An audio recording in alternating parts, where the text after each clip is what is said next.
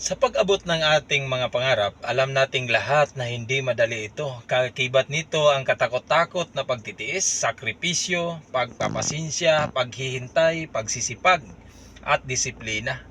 At ibang kailangan mong pagdadaanan bago ka magtagumpay. Kasama din dito ang mga tamang tao na nakapaligid sa iyo. Kaya naman sa video na ito, pag-uusapan natin ang mga taong dapat mo muna iwasan habang kasalukuyan mong tinatrabaho ang mga pangarap mo. Malungkot man isipin, baka ang mga taong ito ay malapit sa iyo o di kaya ay mga kaibigan mo. Pero kailangan mo muna sila i-let go para sa kinabukasan mo at sa pamilya mo. Dahil kung hindi mo ito gagawin, sisiguro ko sa iyo, sila ang sisira sa kinabukasan mo, okay? Pero bago po tayo mag-uumpisa, maraming salamat po sa inyong pagtsatsaga sa ating channel. Bilang ganti sa inyo, sinisikap ko na may makukuha kayong magandang aral sa bawat video natin na pwede nyong gamitin sa inyong pag-abot ng inyong mga pangarap. At kung handa ka na, number 1, mga taong sinungaling. Oo, wala naman talagang perpektong tao. Lahat tayo ay nagkakaranas ng pagsisinungaling. Mga pagsisinungaling sa relasyon o sa personal natin na buhay.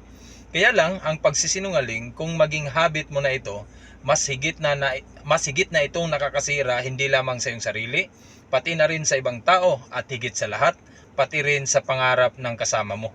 Sa pagiging sinungaling, niluluko mo lang mismo ang sarili mo dito. Ang mga taong ito kayang magmanipula sa pamamagitan ng pagsisinungaling.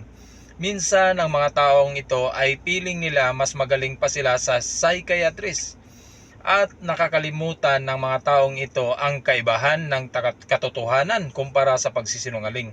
Kaya kung maaari lamang, iwasan nyo muna ang mga taong ito. Number 2, mga taong nanggagamit lamang. Siguro naman pamilyar sa inyo ang mga ganitong klaseng tao. Ang mga ganitong klaseng tao ay mababait naman sila, lalo na kung may kailangan sila sa inyo. Ang mga taong ito ay walang kaibahan sa mga taong makasarili. Ang mga taong ito ay may kakayahang magmanipula sa pamamagitan ng pag-uutos. Ang mga taong ito ay pakiramdam nila sila ay palaging tama. At kaya ng mga taong ito paglaruan ang emosyon ng ibang tao. At ang mga taong ito ay inaalam nila ang kahinaan mo, dahilan na hindi ka makatanggi sa kanila. At wala kang magawa dahil gagamitin nila ang iyong sariling konsensya para sa kanilang pinapagawa. Kung maaari lang, iwasan mo muna sila. Number 3, mga taong inggitira at inggitiro. Napakahirap ng mga ganitong klaseng tao. Mahirapan kang makipagsundo sa mga ganitong klaseng tao. Ang mga taong ito ay magaling magpaawa, magpanggap na kunwari mabuti mong kaibigan o kamag-anak, lalo kung kaharap mo ang mga taong ito.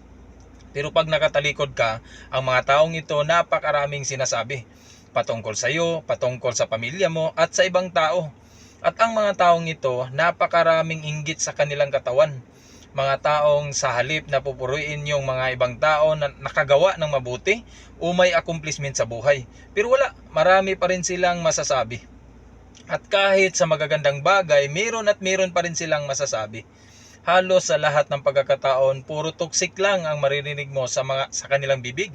Ang mga taong ito, pag minsan na pagsabihan, magaling din silang magpanggap na sila yung biktima, na akala mo'y isang sisiyo na nabasa ng tubig. Kapag ang mga taong ito ay palagi mong kasama, sigurado hindi mo maaabot ang mga pangarap mo. Number 4, mga taong makasarili. Ang mga taong ito ay walang ibang iniisip kung hindi sarili lang nila. Wala silang pakialam kung nakakasakit man sila ng kapwa. At ang mga taong ito, pakiramdam nila sila yung magaling sa lahat ng bagay o sa mga taong nakasalimuhan nila.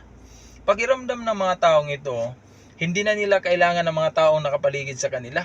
Ang mga taong ito ay palaging bukang bibig ang kanilang accomplishment lamang. Gusto ng mga taong ito, sila lang ang palaging tama. At hindi ka mananalo sa kanila sa kahit anumang klaseng argumento laban sa kanila. Kahit pa madalas mali sila. Sobrang toxic ang mga taong ito, kaya sikapin mong iwasan sila. Number 5, mga taong chismosa o chismoso. Ang mga taong ito, kasabay ng makabagong panahon natin sa ngayon, kilala sila sa tawag na marites. Alam ng mga taong ito ang kwento ng buhay ng buong barangay. Minsan pa nga umaabot pa ang signal nila sa kabilang barangay. Alam ng mga taong ito na ang madramang kwento ng buhay mo at minsan nauuna pa sila. Ang mga taong ito ay hindi masaya sa buhay nila kaya naghahanap sila ng kadamay. dahil gusto ng mga taong ito na matulad ka sa kanila, na walang ibang gagawin, kwentuhan simula umaga hanggang gabi. Kaya ang mga taong ito mahirap pa rin hanggang sa ngayon. Ang mga taong ito ay may kakayahan na maglagay sa iyo sa hindi komportableng sitwasyon. Kaya kailangan mo iwasan ang mga taong ito.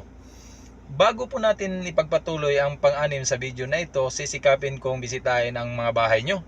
At pwede nyo po akong idagdag sa mga followers nyo. Mag-comment lang po kayo sa baba. Salamat. Number 6, mga taong mahilig mambuli. Ang mga taong ito ay walang ibang alam kung hindi namamahiya ng kapwa-tao. Masaya ang mga taong ito kapag napapahiya nila ang kapwa nila. Mga pagbibiro na hindi maganda na naging dahilan pa ng isang gulo.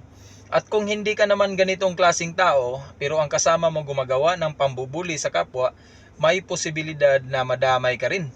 Sa makatuwid, wala kang mapapala sa mga taong ito kung hindi problema. Ang mga taong ito ay puro negatibong usapan sa buong araw. Kaya wala kang dahilan na para mag-stay sa mga taong yan. Umalis ka dyan para makapag-focus ka sa iyong kinabukasan.